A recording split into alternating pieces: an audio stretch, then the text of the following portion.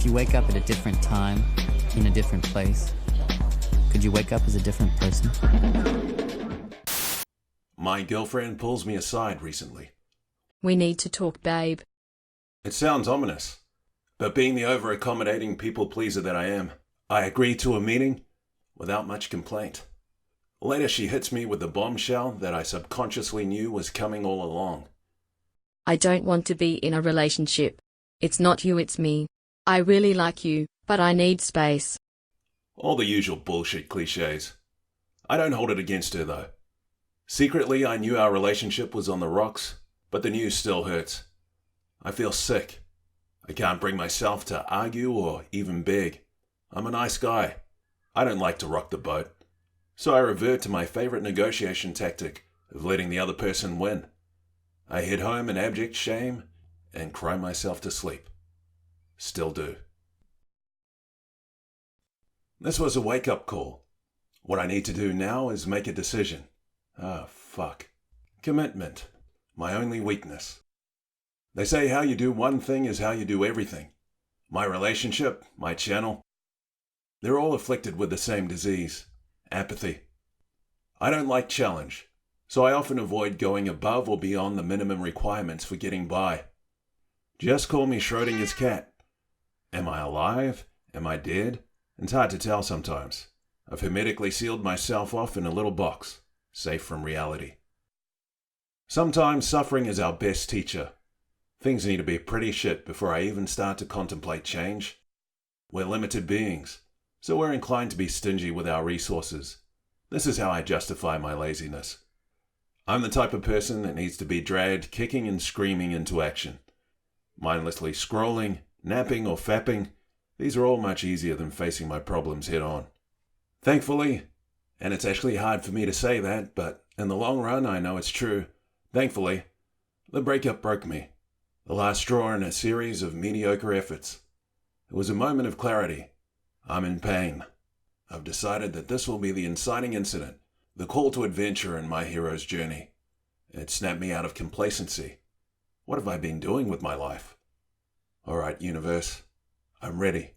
What should I do? I feel like I've been holding back for a long time now. My relationship was symptomatic of this. Both of us mildly liked each other. We tolerated each other. We were just two lonely people that wanted to feel loved. It was comfortable, but not especially passionate.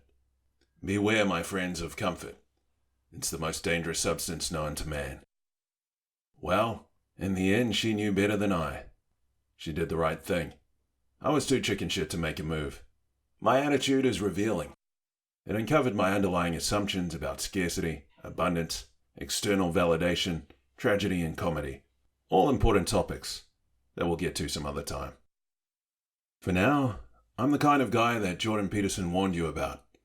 I've been acting like a real cuck, wandering, listless, on the run from responsibility. I've been too afraid to face the unknown, terrified to face myself. I'd much rather play it safe. But I feel a change is in order. I'm bored with being bored.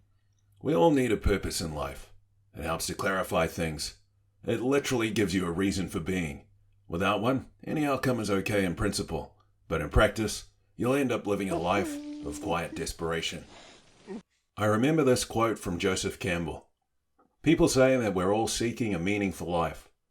I think that what we're seeking is an experience of being alive. When I first heard this, I thought, let's not be too hasty, Joseph. I was looking more for a meaning that the universe pointed to beyond its own existence at the time.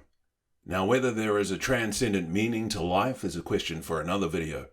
Either way, eventually you have to decide on something to go after, which involves risk, the possibility of failure, a direct confrontation with the mystery of all being.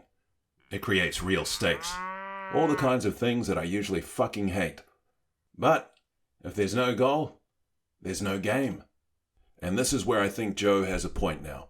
When you narrow your focus and pursue a specific aim, the state of not knowing whether you'll get there or not will produce a powerful visceral experience. That's what I'm looking for. I want to willfully and intentionally participate in my own life. I want to feel alive. I think it's time to break out of my little box. Good, the radiation didn't get me. I'm still kicking. And now I'm on a mission to overcome my addiction to being overly comfortable. I've got a simple goal, which is to be the best that I can be. What else is there really? I do so acknowledging that my previous ways got me to where I am today. Thanks, old me. You did okay, buddy. I just feel that there's an untapped, authentic part of myself that I'd like to explore before it's too late. This means taking on the unknown, a scary and sometimes tantalizing place. I'm ready to focus on the latter aspect, to keep things moving along. Maslow put it best. In any given moment, we have two options, to step forward into growth or to step back into safety. There's no magic pill here. There's no royal road. You just need to muster whatever courage you have and take a leap of faith.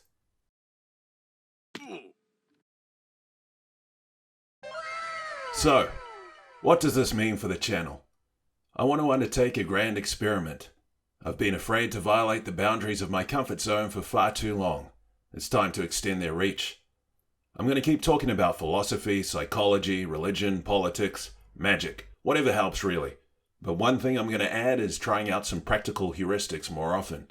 Things that push me towards growth. Things that make me extremely uncomfortable. Then I'll report them here. Quick aside. I really hate's pretty harsh. I strongly dislike when people start a business trying to coach someone to get to a place that they themselves aren't at yet. You know what I mean. People trying to become successful by teaching other people how to be successful. There's something about that doesn't quite sit right with me. So, rest assured, this isn't one of those situations. I don't claim to be an expert. I'm just a simple man, ready to have some fun in a challenging way. This isn't advice, really. It's biography. So do the Bruce Lee thing with all of this. Take what's useful, dispose of what isn't, and add that which is uniquely your own. That's right. I do this all in the spirit of Alan Watts, my all-time favorite guru who claims he's not a guru. If a river is flowing and you feel compelled to drink, go for it. But if you don't want to, no worries. Go on in peace, my brother or sister or whatever you call yourself.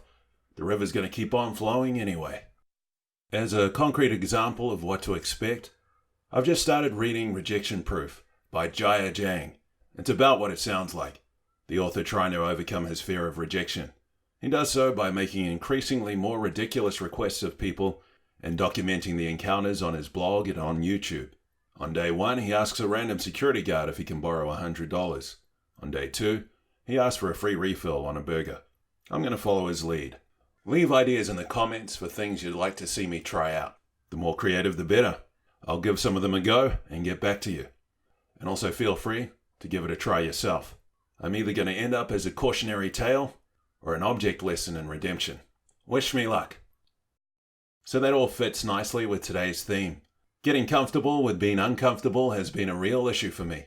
The only way to make friends with uncertainty is to keep putting myself in a position where I know we'll bump heads. It'll be hard at first.